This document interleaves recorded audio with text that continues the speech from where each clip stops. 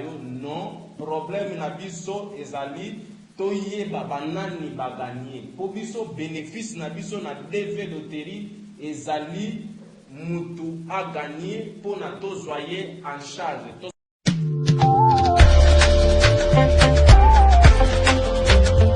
Le gouvernement américain a facilité seulement aux la candidat ya kozwa green card. Aux ali carte de résident. Mais na carte ya carte pour na okoma tina niveau ya carte de résident aux la immigré régulier na États-Unis après 5 ans aux nationalité américaine et zoko senga il faut obana na ba démarche mususu awa.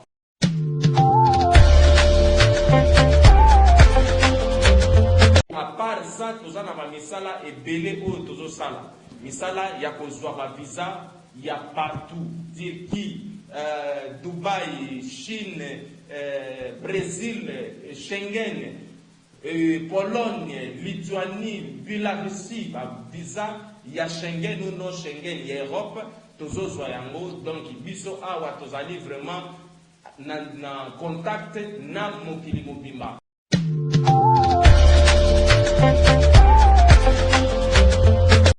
Firma NL en collaboration na Andmark Solution en direct à Chicago. Oyo azali na ba filiale na ye partout na niveau ya Afrique du Sud, na Congo Brazzaville, na Congo Kinshasa et awa na Luanda, référence ya Andmark Solution yango yo azosala en partenariat na firma NL.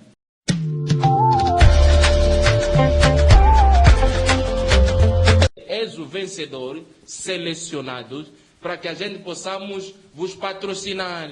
E o patrocínio é gastar o dinheiro que se precisa para poder arrumar todo o nosso processo até na obtenção do visto e pagar o bilhete de voo até nos Estados Unidos, reembolsar o dinheiro ali.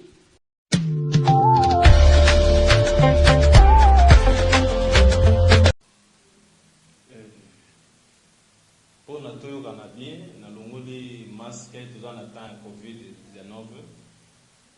Je sais qu'il faut se protéger. Pour avoir besoin il faut la protéger. Et c'est ça.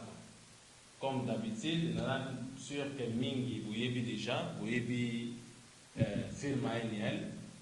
Firma NL en collaboration na Andmark Solution en direct à Chicago.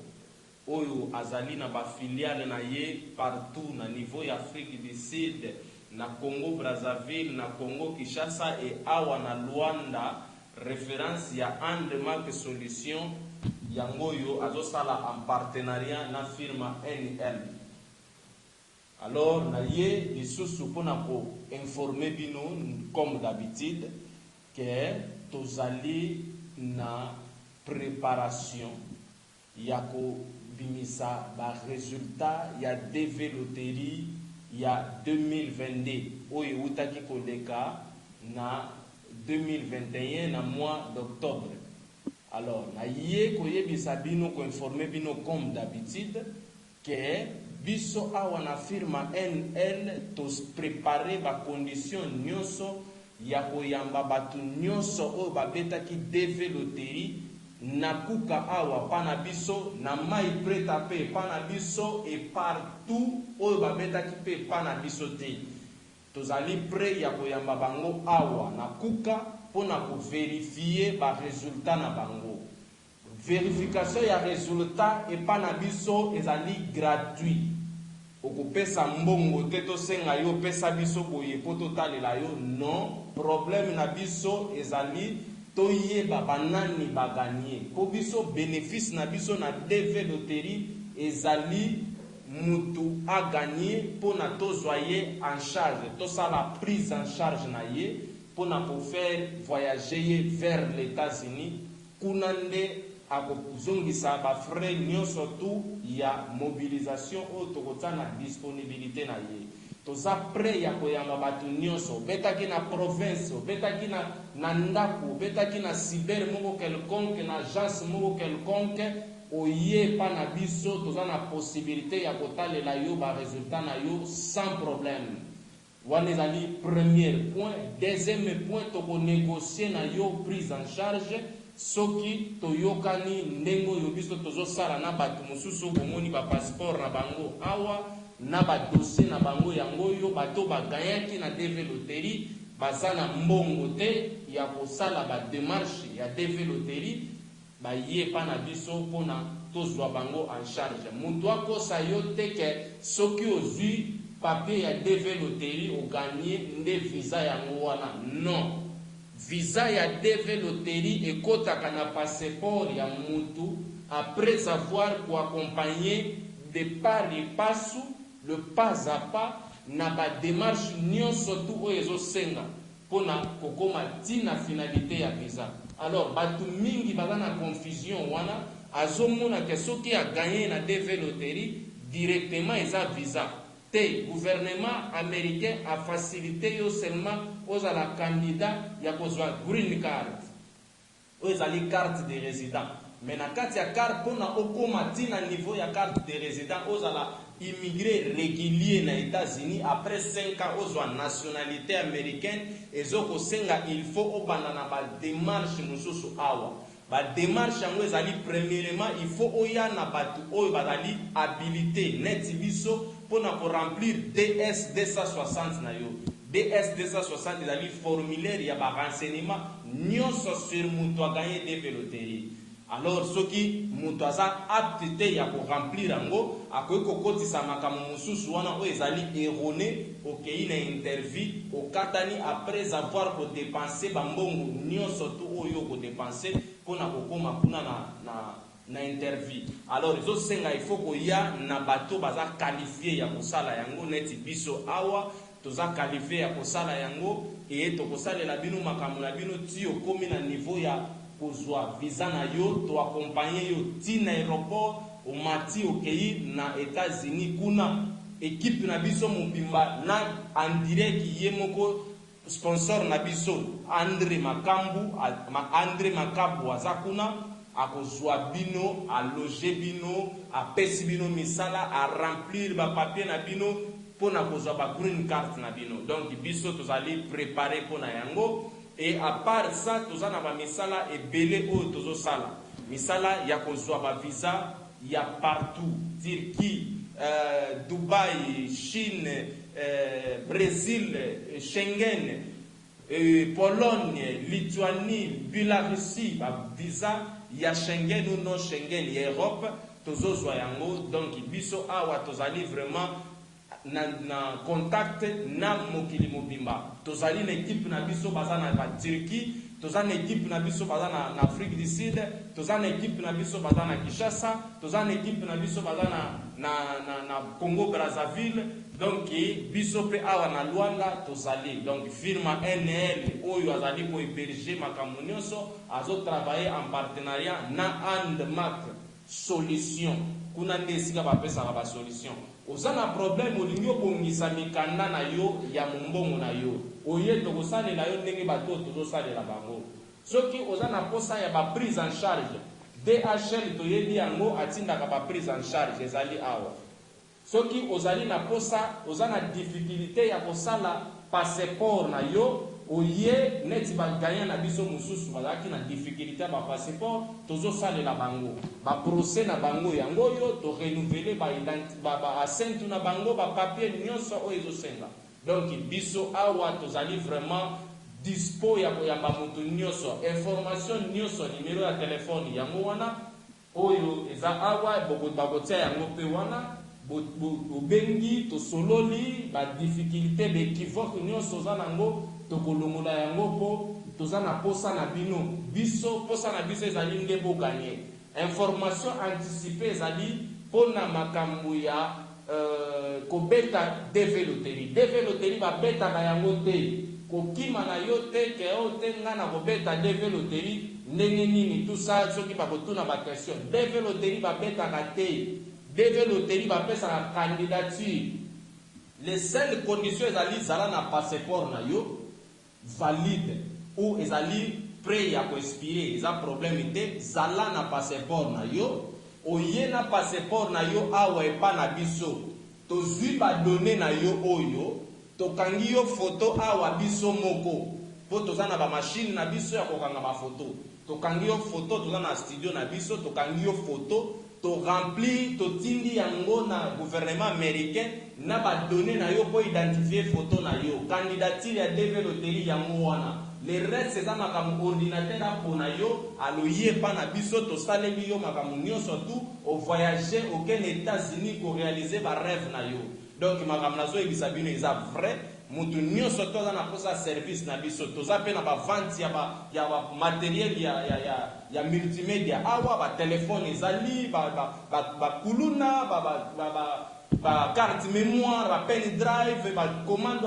ya ba TV tout ça donc mutu toza na posa aya komona biso na firma NN toza na kuka juste na parage ya Macon esika na terminus ya Macon esika ba Macon esukaka Macon eutaka Golf Doge o eutaka Villa ya Viana esika ezo suka otali kaka na face ya parage ya Botokar wana komona firma NL ezali ya etage balona ya DV loterie ezali ndenge bokomona wana oye okoti tokosolola na yo tokopesa yo ba réponse na mituna na yo nyonso. Donc yango wana tozali na ba partenaire na biso pe mosusu bazali prêt ya ko soutenir biso na makambo ko soutenir biso nyonso na bino na makambo ya ba DV loterie ko esenga mbongo ebele soki na mbandi ko tangela bino ba détail ba koloba na bisi ba secret professionnel ibanda e ko décourager ba mosusu yango tina fo kozala na ba partenaire ba sponsor ya bien soko gaye na DV kozala mbangu te pressé ya kokanisa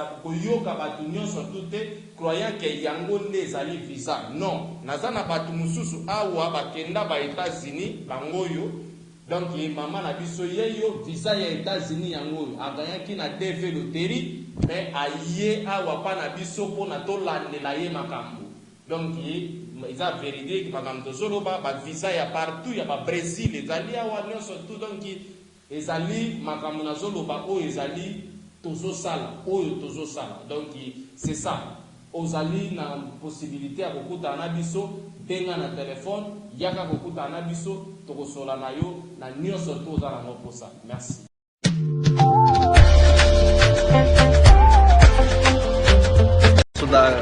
Da loteria do Green Card, ou seja, da loteria para o visto permanente para quem quiser viver nos Estados Unidos.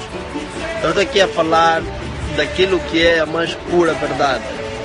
Por isso não hesitem, joguem e tentem a vossa sorte. Eu saí diretamente de Cacoaco, Kikolo, aliás, Cacoaco, Kikolo do Quimbo, para vir para cá para os Estados Unidos. Então, para você que pensa que isso ainda é uma farsa, que isso está a tentar te tirar algum dinheiro do teu bolso, não, isso não é uma falta, isso é pura verdade. Continue a seguir o processo leva 2 anos, continue a seguir o processo. Quando eu recebi a notificação de que tudo era verdade. Então, hoje eu estou aqui, consegui o meu cartão de residente chamado Green Card. Esse cartão me permite viver aqui nos Estados Unidos legalmente e ainda me dá alguns direitos de um cidadão americano. Quando tu tens esse cartão Green Card, tu és reconhecido legalmente. Depois de 5 anos tu ganhas a nacionalidade americana. Então, mano, tu que estás aí, joga, aposta nisso, põe a tua fé, Deus em primeiro lugar, não escuta o que os amigos vão te falar. Alguns vão te dar bons conselhos, mas outros vão te falar que eu sou uma burla, mas não. Lembra, o senhor que está aí ao teu lado, ele vai te ajudar a preencher os formulários. Mas o processo de aceitação e avaliação depende do governo americano. Por isso são 3 processos, siga as instruções que ele te der e o resto vai depender então da tua sorte. Eu tinha um sonho que era viver nos Estados Unidos, conhecer os Estados Unidos. Hoje eu estou aqui, essa é uma realidade, parece mentira, mas é uma realidade. Todos que quiserem jogar, não hesitem, façam isso, participem e que Deus, ponham sempre Deus em frente. Agradeço a essa organização por ter me ajudado a preencher os formulários. Lembro que eles só ajudam a preencher os formulários e o resto é com o sistema, é com o governo americano. A aprovação e o resto é com o governo americano.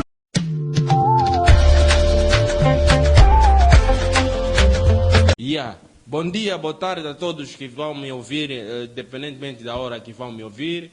A firma NL veio, no intermédio dessa publicidade, para poder vos informar que os vencedores de Veloteria 2021 está aqui, os processos deles, os passaportes deles estão aqui, estamos já a fazer o que nós prometemos, é mesmo um patrocínio mesmo, estamos a patrocinar os que não têm passaporte, estamos a tratar, os que não têm os documentos complementares, estamos a tratar isso tudo para poder arrumar o processo deles, para entrar na embaixada até no final do mês de outubro, conseguir o visto dele. Para os que participaram o ano passado, para o Veloteria 2022, os resultados começarão a sair no dia 8/5/2021, neste ano que nós estamos. É por isso que vim para poder vos informar, todos que participaram na nossa agência ou fora das nossas agências, para poder vir aqui na Cuca, verificar o seu resultado sem custo. Estou bem dizer, sem custo.